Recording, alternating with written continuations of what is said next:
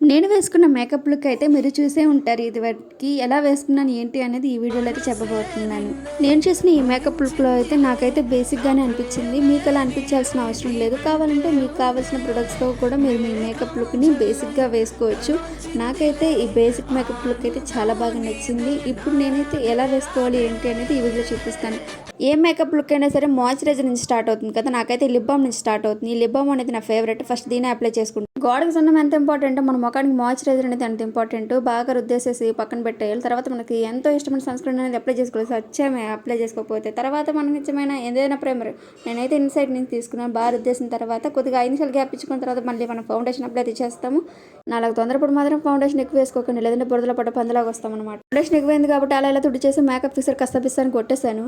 ఈ makeup fixer అయితే ఎన్ఐవై నుంచి తీసుకున్నాను, చాలా బాగుంది. అండ్ నెక్స్ట్ వచ్చేసరికి కాజల్. ఈ కాజల్ అనేది మా అమ్మ తెచ్చింది కాబట్టి సచ్చినట్టు పెట్టుకున్నాను. తర్వాత ఏం కళ్ళు కనబడలేదు.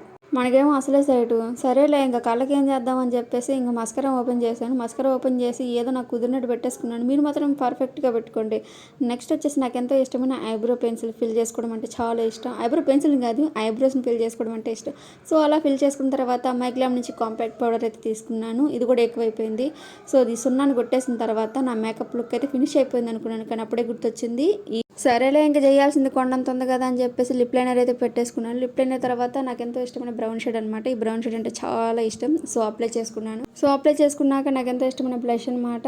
సో అలాగే బుగ్గలకి కళ్ళకి అప్లై చేసేసాను. బుగ్గలు అంటే బాగా ఉంటాయి నాకు. సో బుగ్గలకి అప్లై చేసేసిన తర్వాత సో మేకప్ ఫిక్సర్తో ఫిక్స్ చేసేసాను. నెక్స్ట్ వచ్చేసరికి బొట్టు మిగిలిపోయింది ఇక్కడ, బొట్టు కూడా పెట్టేసుకున్నాను. అయిపోయింది. By by.